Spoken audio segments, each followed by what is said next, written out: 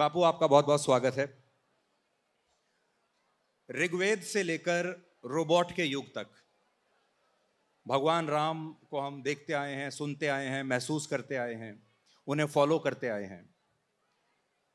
और पिछले 2 साल में हमने बहुत अंधकार देखे कोविड के कारण। और आज हम सबकी किस्मत बहुत अच्छी है कि हम सब बड़ी संख्या में यहाँ बाहर निकलकर आज आपके सामने हैं। सबसे पहले तो आपसे यही जानना चाहेंगे कि ये 2 साल में जो इतने बदलाव आए, इन बदलावों से हम सब कैसे डील करेंगे। तनाव आया, स्ट्रेस आया, बहुत सारे लोगों की नौकरियां चली गई, चारों तरफ अंधकार है, क्रोध है, असंतोष है। तो आज आप इतने करोड़ों लोगों को, जो आपको यहाँ पर भी देख रहे हैं और दुनिया के अलग अलग हिस्सों में देख रहे हैं, क्या कहना चाहेंगे आप? जो मेरे साथ बातचीत चल रही है, जो भैया ने मुझे पूछा है, मैं उसका बहुत पहले से जवाब देता आया हूँ कि एक समय ऐसा भी था हमारे देश में जिसको हम त्रेता युग कहते हैं, और भगवान राम का प्रागट्य त्रेता युग में हुआ, आप सब जानते हैं।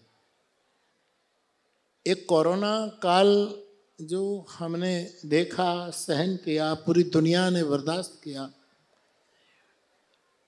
त्रेता युग में भी एक ऐसा एक महारोग रावण के रूप में छाया हुआ था देश दुनिया पर। एक बड़ा रोग था आसुरी वृत्ति का, और इससे पूरी धरती त्राहिमाम थी। इवन चिंतक लोग, विचारक लोग, देवता लोग, सब और पूरी पृथ्वी बहुत परेशान थी। और सबने अपने अपने ढंग से प्रयत्न किए कि इससे कैसे हम बाहर निकले। तो मुझे लगता है कि फिर दुनिया बाहर निकल गई। तो उसी काल में जो 3 बातें बताई गई वो मैं आपसे बात करना चाहूँगा। वैसे मैं रामकथा में ये कहता रहता हूँ, लेकिन आपके सामने फिर दोहराऊँ कि सबसे पहले तो हमें ऐसी परिस्थितियों से निकलने के लिए पुरुषार्थ करना चाहिए, लेकिन पुरुषार्थ प्रामाणिक होना चाहिए। हमारे देश ने बहुत पुरुषार्थ किया, सभी ने बहुत पुरुषार्थ किया कि इस महामारी से हम कैसे एकजुट कर हम सब ने प्रयत्न किए और हम इससे बाहर आए। क्योंकि पुरुषार्थ की भी अपनी सीमा है, क्योंकि पुरुषार्थ करने वाले हम लोग भी एक सीमित लोग हैं। लेकिन पुरुषार्थ के बाद एक दूसरा कदम उठाना पड़ता है, और वो है कोई परम तत्व के प्रति हमारी आस्था हो और हम उसको पुकारें। तो रामायण में इस परिस्थिति से निकलने के लिए फिर पुकार की, और इसमें सब सम्मत हुए, पूरी धरती इसमें, और सब लोग पुकार में सब सम्मत हो। अभी भैया ने ऋग्वेद की बात कही कि ऋग्वेद से रोबोट तक हम यात्रा कर चुके हैं। ऋग्वेद हमारा आदि पुराना वेद है, और उसमें कहा कि संगच्छध्वम, हम साथ चले। हमारी पुकार भी एक साथ होनी चाहिए, लेकिन मैं एक शब्द जोड़ूंगा, पुकार भी प्रामाणिक होनी चाहिए। और तीसरी बात, जब हम पुरुषार्थ कर लेते हैं, पुकार कर लेते हैं, फिर ये दोनों करने के बाद हम कभी कभी उदास और निराश हो जाते, प्रतीक्षा नहीं कर सकते कि कब घटना घटेगी, कब घटना घटेगी, कब परिणाम आएगा। तो तीसरी स्थिति है प्रतीक्षा करना, और प्रतीक्षा भी प्रामाणिक होनी चाहिए। मुझे लगता है कि प्रामाणिक पुरुषार्थ, प्रामाणिक पुकार और प्रामाणिक प्रतीक्षा राम का जन्म करा सकती है। और राम मेरे लिए कोई व्यक्ति तो है, महामानव रूप में प्रभु आए, वो परमात्मा है, इसमें तो कोई दो राय नहीं।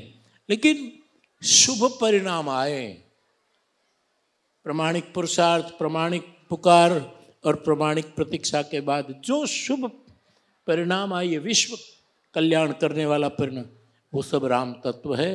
और हम इसी तरह आगे बढ़ रहे हैं, और मुझे लगता है कि हम इस राम तत्व को महसूस कर सकेंगे।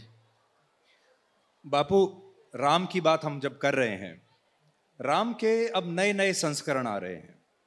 फिल्मों में भी राम है, मीडिया में भी राम है, राजनीति में अलग तरह के राम हैं, सोशल मीडिया पर, इंस्टाग्राम पर अलग तरह के राम हैं। चुनाव के पोस्टर से लेकर गाड़ी के स्टिकर तक आपको राम की अलग अलग छवि स्वाद अनुसार मिलेंगी। असली राम कहाँ है? असली राम परम सत्य में है, असली राम परम प्रेम में है, असली राम परम करुणा में है। बाकी तो एक पात्र में आप जल डालो तो अपने अपने पात्र के आकार का जल बन जाता है। यद्यपि जल का कोई आकार नहीं है, लेकिन कोई एक प्याले में ले, कोई एक लोटे में ले, कोई घड़े में ले, तो ये पानी तो सबका राम अपनी पात्रता के अनुसार होता है। लेकिन असली राम जिसका आदि अंत आज तक कोई नहीं पा सका, वो परम तत्व राम, मेरी दृष्टि में असली राम वो है जहाँ प्रेम है, जहाँ सत्य है, जहाँ सत्य है, जहाँ प्रेम है और जहाँ करुणा है, वहाँ असली राम है। बापू, हमने देखा था जब हनुमान जी ने अपना सीना चीर कर दिखाया तो उसमें राम की जो तस्वीर थी वो लोगों ने देखी। अभी राम चारों तरफ आप देखेंगे तो आपको हर तरफ नजर आएंगे, लेकिन क्या लोगों के हृदय में अभी भी राम वैसे ही हैं जैसे पहले थे, या आपको ऐसा लगता है कि हृदय को छोड़कर हर जगह राम है? देखो, राम जैसे भगवत गीता में कहा है कि ईश्वरः सर्वभूतानां हृदयेषु तिष्ठति, राम ईश्वर के रूप में सबके हृदय में है।